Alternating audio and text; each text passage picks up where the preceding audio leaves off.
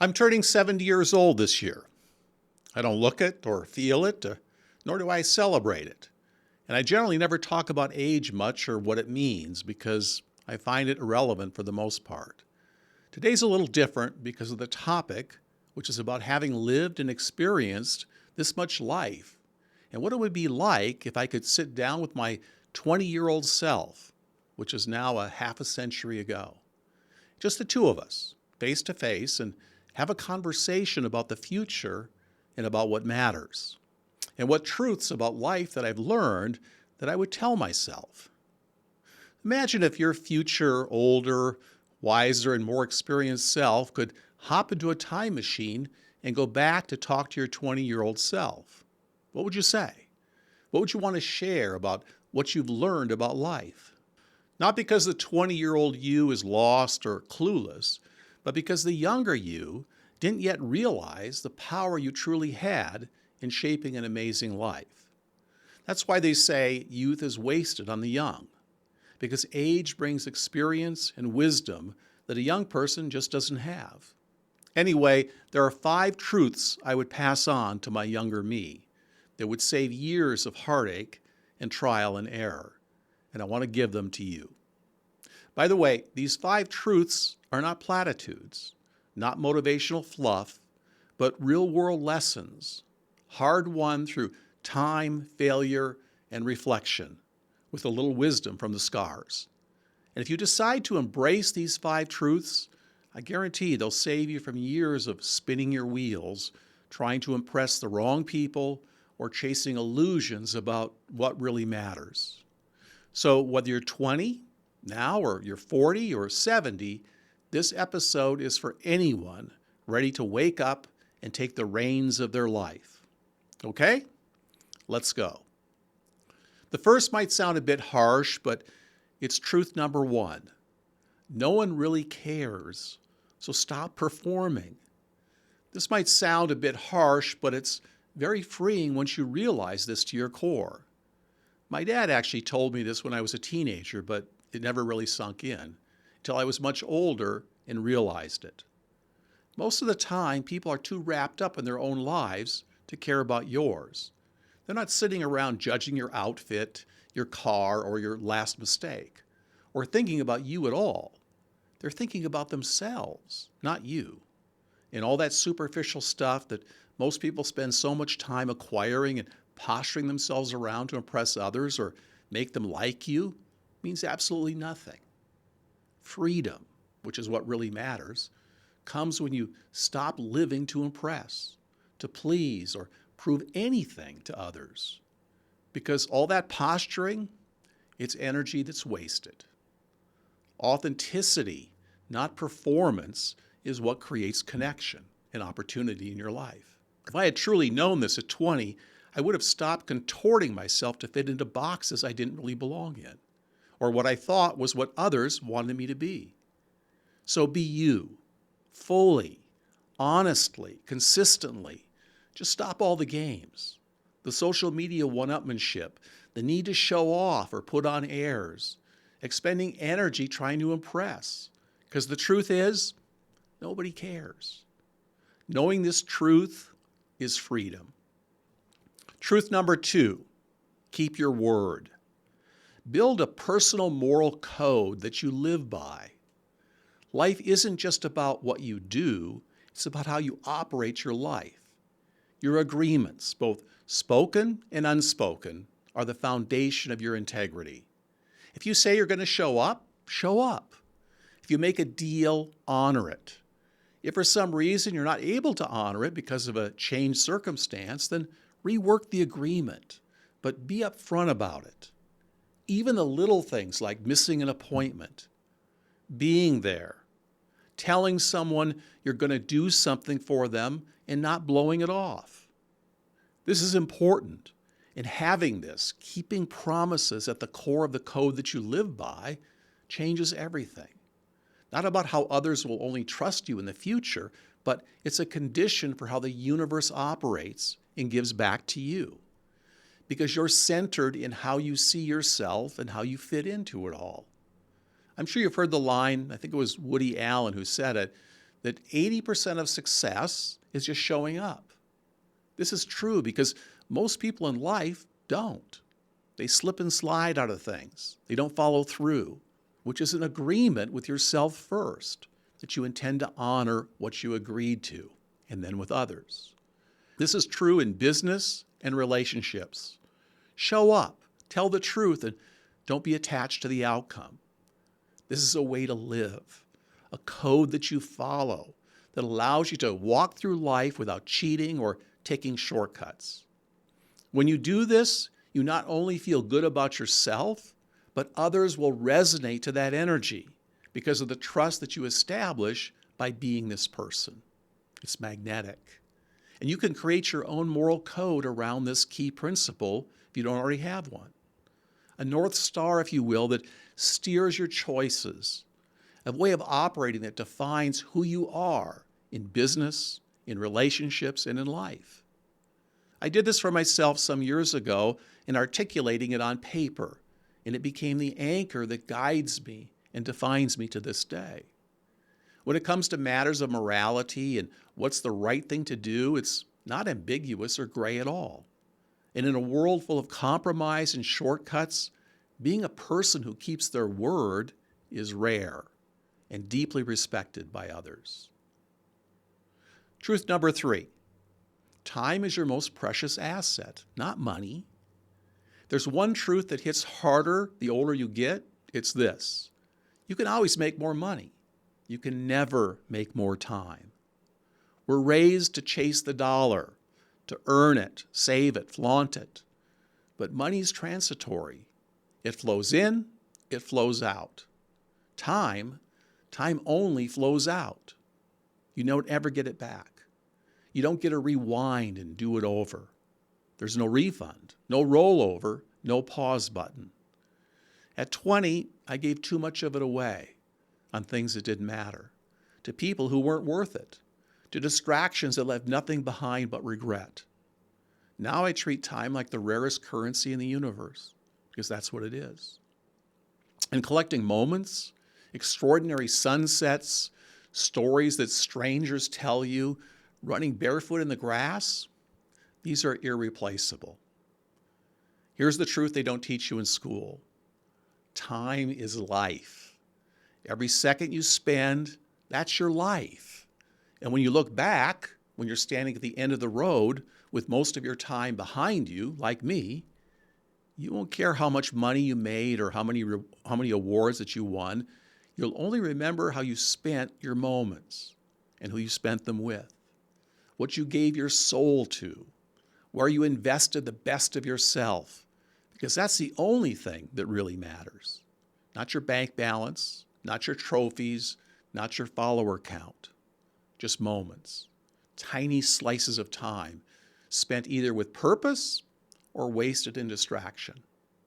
And don't waste a second living someone else's life. That's a complete waste of time. So here's my best advice. Guard your time like it's sacred.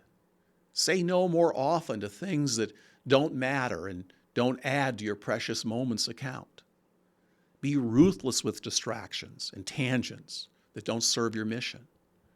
Be generous with the people and the projects that matter, because your future is being built every minute you choose today. You can lose money and make it back. You can lose opportunities and create new ones. But your time, well, once it's gone, it's gone. So make it count. Truth number 4, failure is your greatest teacher. We're taught to fear failure, to avoid it, hide it from the world, be ashamed of it. But the truth is, every success I've ever had was built on the back of failure. Ask any entrepreneur this and they'll tell you the same thing. A collection of failures adjusted is what led to success. It teaches you what not to do, and then you find what works.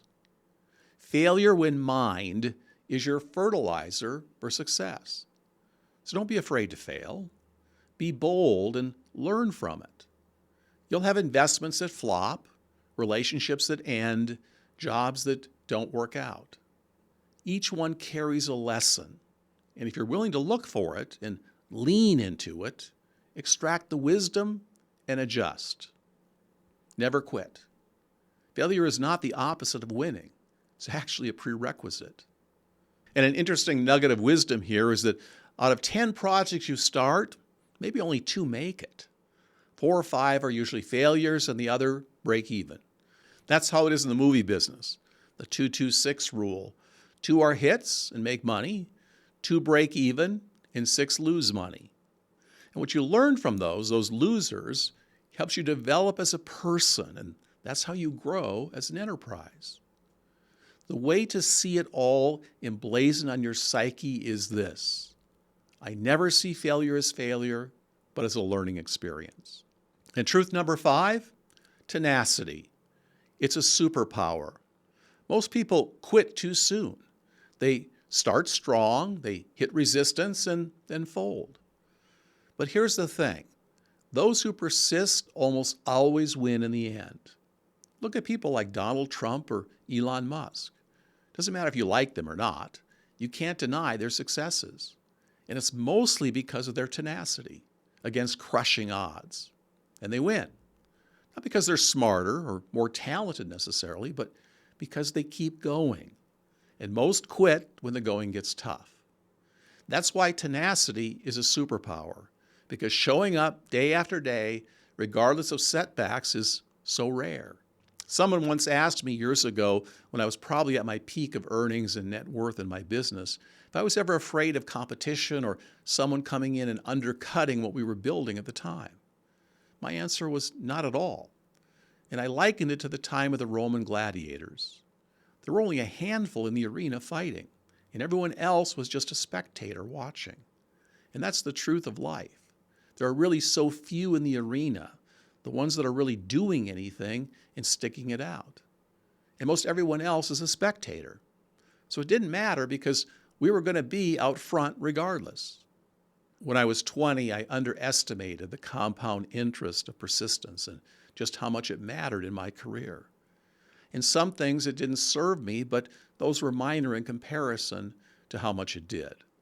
Like hiring employees and keeping them longer than I should have when they should have been let go. And riding out an investment and not getting out soon enough. But overall, for those projects I believed in, had I bailed when it was the most logical time, it was almost always the wrong choice. Now I know. In things that matter, you keep showing up. You keep refining. You keep pushing. And eventually, you break through. If you want to see a wonderful movie on this, watch Amazon's A Million Miles Away. It's the story of Jose Hernandez, the son of a Mexican immigrant farm worker. He spent his childhood in the fields alongside his parents, planting, picking, and living a life defined by hard labor. But Jose had a dream to become an astronaut. He went on to earn a degree in electrical engineering. He worked at a national laboratory and applied to NASA 12 times. He was rejected 11 times, but he didn't quit. With each rejection, he improved. He became a certified diver. He learned Russian, got a pilot's license, worked on his physical condition, and then on the 12th attempt, he was accepted. He became a NASA astronaut and flew aboard the Space Shuttle Discovery, completing a 14-day mission into space. The world saw his success, but what made it possible was his relentless tenacity behind the scenes. Not because of luck, even though luck can be a factor. It's because you don't stop. You don't get hung up. Well, those are the 5 truths I wanted to share with you that I think matter the most in creating a successful life.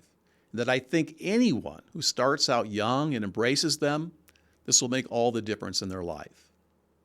Okay, it's question time. Dane, how do you personally stay consistent and keep going when your motivation runs out, especially when nothing seems to be working?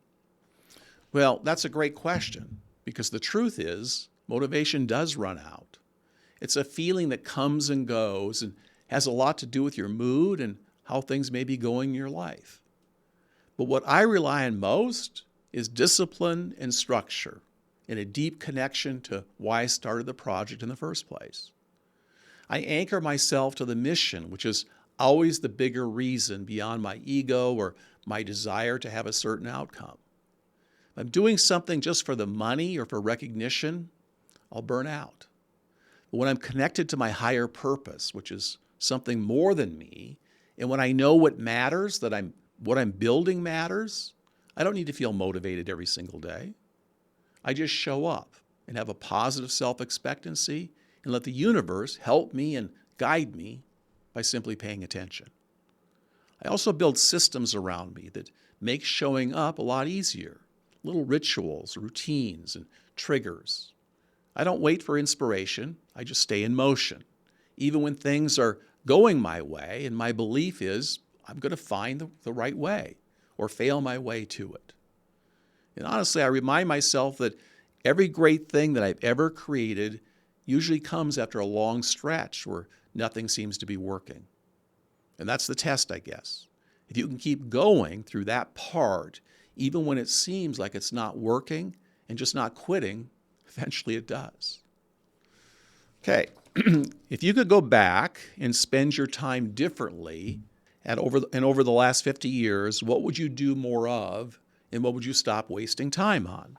Okay, well, I'd spend more time on creation and connection and way less on validation. This is what I'm all about.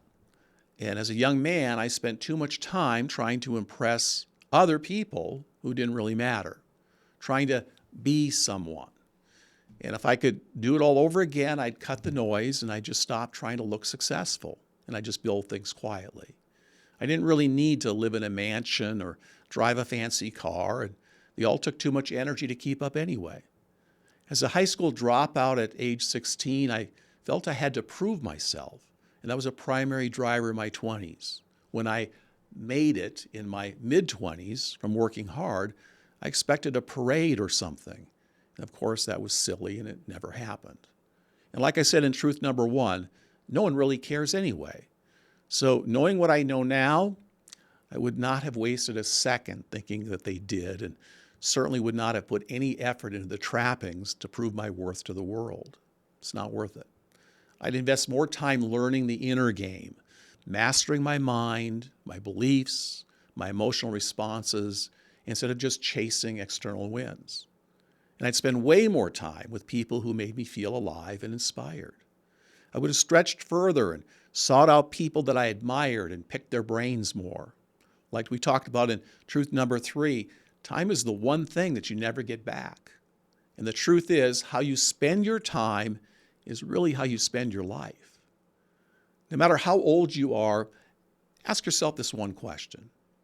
Is how I'm spending my time right now building the life that I actually want? If not, it's time to shift. Because I can tell you, if it's not, then your time is not being well spent. If I could hand you one thing today, it'd be this. Your future is shaped by 3 things: how you think, how you show up, and how you play the cards that you're dealt. And the 5 truths I wish I knew when I was 20, they're a map. So let me give them to you again. Number 1, nobody cares, so live for you. Number 2, keep your word and define a moral code that you live by, one that's you. 3, guard your time. It's more precious than gold. And number 4, embrace failure because it's your teacher.